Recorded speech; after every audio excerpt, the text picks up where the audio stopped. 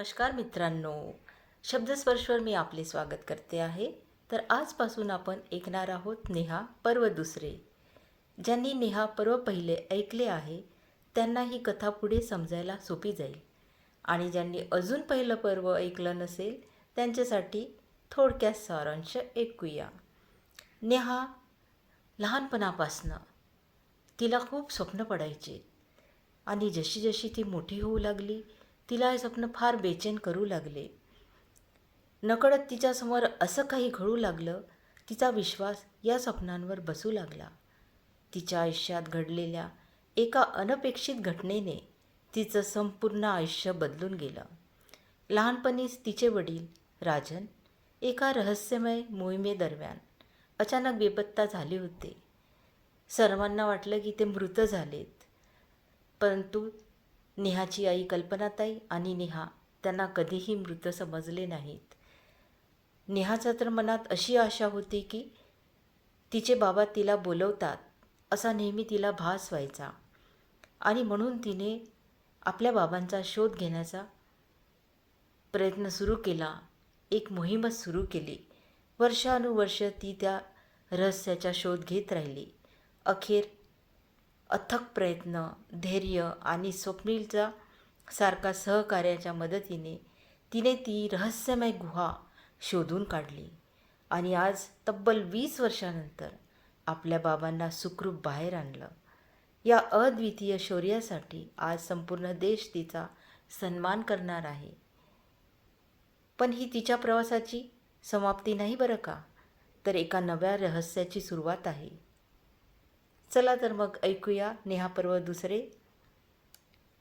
शौर्य आणि पुरस्कार सोहळा भव्य दिमाखात आणि अत्यंत सन्मानीय वातावरणात पार पडत होता.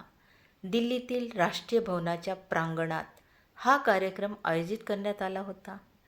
सभोवताली तिन्ही रंगांनी सजलेली भारतीय झेंडे फडकत होती, आणि सभागृहात मान्यवर अधिकारी, लष्करी अधिकारी, देशभरातील निवडक नागरिक आणि प्रसारमाध्यमांचे प्रतिनिधी उपस्थित होते. सोहळ्याची सुरुवात करण्यात आली.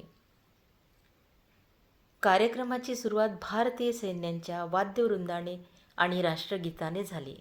नंतर एका व्हिडिओद्वारे पुरस्कार विजेत्यांच्या कार्यांचा परिचय देण्यात आला. नेहाच्या साहसाची कहाणी, तिच्या अविश्वसनीय धैर्याची ओळख आणि तिने शोधलेली रहस्यमय गुहा याबाबतीत माहिती पाहून संपूर्ण सभागृह थक्क झाले. तिच्याकडे सगळ्यांच्या नजरा ओढल्या, आणि चेहऱ्यावर स्मित आणि आदर दिसत होता. नेहाचा गौरव होऊ लागला. नेहाचे नाव जाहीर होताच टाळ्यांच्या गजरात ती मंचावर गेली. तिच्या चेहऱ्यावर अभिमान, नम्रता आणि आनंदाचा संगम दिसत होता. राष्ट्रपती स्वतः तिला सुवर्णपदक आणि प्रशस्तीपत्र प्रदान करत होते. ती पुरस्कार स्वीकारत असताना तिच्या कुटुंबाच्या डोळ्यात आनंदाश्रू होते, विशेषतः तिच्या बाबांच्या, जे 20 वर्षानंतर तिच्या धाडसामुळे मुक्त झाले होते. त्यांनी तिच्या डोक्यावर प्रेमाने हात ठेवला.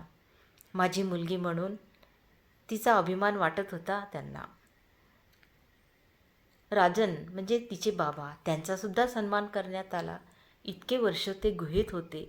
कसे जगले, काय खाल्लं असेल त्यांनी. नेहाचे नाव सगळे लोक घेऊ लागले, कुजबजू लागले. नेहाच्या वडिलांना, राजन यांना देखील सन्मानित करण्यात आले, कारण त्यांच्या संशोधनामुळे ही ऐतिहासिक गुहा उजेडात आली. त्यांच्यासाठी विशेष मानपत्र देण्यात आले, आणि त्यांचा गौरव करताना सभागृहात उपस्थित सर्वांनी उभे राहून टाळ्यांचा गजर केला. काही लोक कुजबुजू लागले. सोपं नाही हो, अशा ठिकाणी स्वतःला एका आशेवर जिवंत राहणे.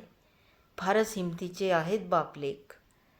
खरंच खूप हिमतीचे होते. तिकडे राजन आपल्या घरी जाण्याची आतुरतेने वाट बघत होते. तब्बल 1-2 वर्ष नाही तर 20 वर्ष. आणि ही लेक आपल्या वडिलांना भेटण्याकरिता सगळं जग तिने पालटून घातलं होतं. कुणाचंही न ऐकणारी, एकच ध्येय मनात ठेवणारी नेहा समारोप व मीडिया कव्हरेजकरिता पुढे आले लगेच. पुरस्कार समारंभानंतर प्रसारमाध्यमांनी नेहा आणि तिच्या कुटुंबाची मुलाखत घेतली. पत्रकारांनी तिला तिच्या भावनाविषयी विचारले आणि तिने नम्रतेने उत्तर दिले, हे फक्त माझं यश नाही, तर माझ्या कुटुंबाचं, माझ्या बाबांचं आणि माझ्या देशाचं आहे. मनात कुठेतरी वाटायचं बाबासोबत माझी भेट होणार आणि असा आत्मविश्वास होता मला. तशी परिस्थिती माझ्यासमोर येत होती आणि मी नकळत पुढे जात होते. बरंच काही आहे हो यामागे. याकरिता तुम्हाला माझी आधीची स्टोरी ऐकावी लागेल. कधी या तुम्ही, भेटा, मी सविस्तर सांगेल. मीडियावाल्यांना तिने खूप नम्रतेने सांगितलं. नंतर सोहळ्याचा शेवट करण्यात आला. कार्यक्रमाच्या शेवटी सर्व विजेत्यांसाठी एक खास रात्रीच्या जेवणाचा कार्यक्रम ठेवण्यात आला होता, जिथे देशातील प्रतिष्ठित व्यक्ती आणि संरक्षण दलाचे अधिकारी सहभागी झाले होते. तिथे नेहा आणि तिच्या कुटुंबाला देशाच्या विविध कोपऱ्यातून आलेल्या वीर व्यक्तींच्या कथा ऐकण्याची संधी मिळाली. हा सोहळा राजन, स्वप्नील आणि नेहाच्या आयुष्यातील सर्वोत्तम क्षणापैकी एक होता. एक असा दिवस जिथे तिच्या शौर्याला संपूर्ण देशाने सलाम ठोकला होता.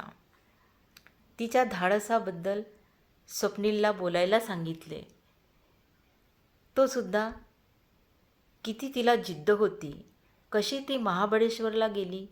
सकाळी ती ट्रेकिंग आणि ट्रेनिंग घेऊन ऑफिसला यायची आणि मग ऑफिसचे काम व्यवस्थित करून तिने सर्वोत्तम प्रोजेक्ट तयार केला आणि त्या आनंदात तिला सुट्टी मिळाली आणि ती एका बचाव ट्रेकिंग टीमसोबत तिच्या बाबांना शोधायला गेली. कुणालाही, म्हणजे ट्रॅकिंगवाल्यांनाही न सांगता ती गुपचूप आपला शोध घेत होती.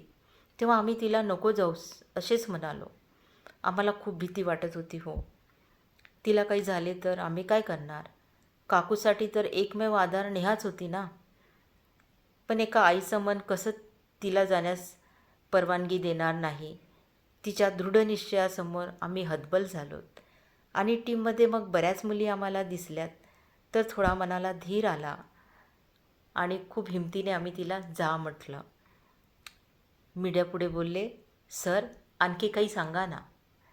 स्वप्नील म्हणाला, सध्या इतकेच बोलूया. मीडिया, सर तुम्ही एकाच ऑफिसला आहात, तर तुमचं लव्ह मॅरेज की अरेंज मॅरेज, प्लीज सांगा ना सर. स्वप्नील म्हणाला, बघा व्यक्तिगत असा कोणताही प्रश्न विचारू नका. हा सोहळा शौर्याचा आहे आणि त्याबद्दलच प्रश्न विचारा. मीडिया व्यक्तिगत प्रश्नावर येताच त्यांच्या संरक्षणासाठी नियुक्त केलेले पोलीस तिथे आले. मीडियाच्या गर्दीतून त्यांना काढून त्यांच्या निवासस्थानी म्हणजे पंचतारिका हॉटेलमध्ये सोडले. काही वेळ ते हॉटेलला थांबलेत. आतापर्यंत स्वप्नीलने ही गोष्ट मीडियापासून लपवून ठेवली होती, कारण तुम्हाला माहीत आहेच यामागे षडयंत्र वगैरे. आता हे उघडकीस जर आले तर धोक्याची संभावना असू शकते, असं स्वप्नीलच्या मनात येऊ लागलं. आपल्याला सतर्क राहावं लागेल प्रत्येक ठिकाणी. गुन्हेगार तर जन्मठेपेची शिक्षा भोगत आहेत, पण काही त्यांची माणसं असतील तर ते आमच्या कुटुंबाला घातक ठरू शकतात. म्हणून स्वप्नीलने फोनवर त्यांचे मित्र पोलीस अधिकाऱ्याशी संपर्क केला. अधिकाऱ्यांनी आश्वासन दिले, असं काही होणार नाही स्वप्नील. आम्ही मीडियाला याबद्दल काही सांगितलेलं नाही आहे, नाहीतर आतापर्यंत त्यांनी खूप प्रश्न विचारले असते. तुम्ही निश्चिंत राहा. स्वप्नीलसुद्धा बरं धन्यवाद सर असा बोलला. हे ऐतिहासिक शहर बघण्याचा मोह आवरता कसा येईल, म्हणून त्यांनी एक मिनी प्रायव्हेट बस हे शहर फिरण्याकरिता केले. या शहरात त्यांचे कुटुंब प्रथमच येत होते. स्वप्नील तर नेहमीच येत असायचा दिल्लीला. संध्याकाळचे मृदू किरण लाल किल्ल्याच्या भिंतीवर पडले होते. जणू काही तो सोन्याचा गड वाटत होता. राजधानी दिल्ली, इतिहास आणि आधुनिकतेची अनोखी सांगड घालणारे शहर, जणू काळाच्या प्रवाहात अजूनही शाही वैभव जपत होते. स्वप्नील म्हणाला, पुरातन काळात इंद्रप्रस्थ म्हणून ओळखलं जायचं या शहराला. दिल्ली म्हणजे अनेक राजवटींनी गाजलेली होती. कधी पृथ्वीराज चव्हाण, ची शौर्यगाथा, तर कधी मुघल बादशांची विलक्षण वस्तूंची रचना अनुभवली. आजही लाल किल्ला, कुतुब मिनार, हुमायूनचा मकबरा यासारख्या ऐतिहासिक वास्तू दिल्लीच्या भव्यतेची साक्ष देतात. राजन म्हणाले, खरंच मी खूप वर्षानंतर बघत आहो. कधी वाटलं नव्हतं मला पुढे असा प्रसंग माझ्या आयुष्यात येणार. परंतु दिल्ली हे फक्त इतिहासातच अडकून राहिलेली नाही. दिल्लीतील हे प्रशस्त राजपथ, इंडिया गेटच्या समोर उसळणारी ही उत्साही गर्दी आणि मेट्रोचा वेगवान प्रवासात झेपणारी तरुणाई, या सर्वांमधून तिची आधुनिकतेची झलक दिसतेच. हो हो हो हो आता आपण चांदणी चौकला जाऊया, नेहा म्हणाले. स्वप्नील म्हणाला, हो राणी सरकार. आणि मग सर्व हसू लागले. चांदणी चौकातील खमंग पराठ्याचा गोडवा. ओ हो, तर हा खमंग पराठ्याचा गोडवा तुला इथे घेऊन आला? मग काय, जर दिल्लीला येऊन हा पराठा खाल्ला नाही तर मग दिल्लीला येण्याचं महत्त्वच काय? त्यावर आणखी सर्व हसू लागले. नेहा म्हणाली, आपण ना आज इथेच गरमागरम डोसे पण खाऊया. आई बाबांनाही आवडतील. स्वप्नीलला मनातल्या मनात खूप हसायला येऊ लागलं. तो म्हणाला, आज माझं छोटं बाळ अगदी चूप आहे, पण हे मोठं बाळ खूप हट्ट पुरवून घेत आहे. हो ना काकू? स्वप्नील कल्पनाताईला म्हणाला. हो रे, ही अशीच हट्टी आहे. बघ, तिचा हट्ट आज तिला कुठे घेऊन आलाय. गाईड म्हणाले, उद्या आपण दिल्लीतील आणखी काही ऐतिहासिक ठिकाण पाहूया. सर्वजण आनंदात हॉटेलमध्ये पोहोचले. उद्याच्या नियोजनाबद्दल गप्पा मारत ते आपापल्या खोलीत गेले. पण त्यांना कल्पनाही नव्हती की दिल्लीतला हा प्रवास त्यांच्या आयुष्यात एका नव्या रहस्याची दार उघडणार होता. क्रमशः. तर मित्रहो, आपणास हा पहिला भाग कसा वाटला? अजून बरेच रहस्य इथे उलगडणार आहेत. तर आपण नक्की ऐकत राहा. नेहा पर्वत दुसरे स्वतः मी लिहिलेली कथा आहे. नम्रता लिखित. तर नक्की याला प्रतिसाद द्या. लाईक करा, कॉमेंट करा, सबस्क्राईब करायला विसरू नका. धन्यवाद. तोपर्यंत स्वस्त रहा, मस्त रहा. Bye bye.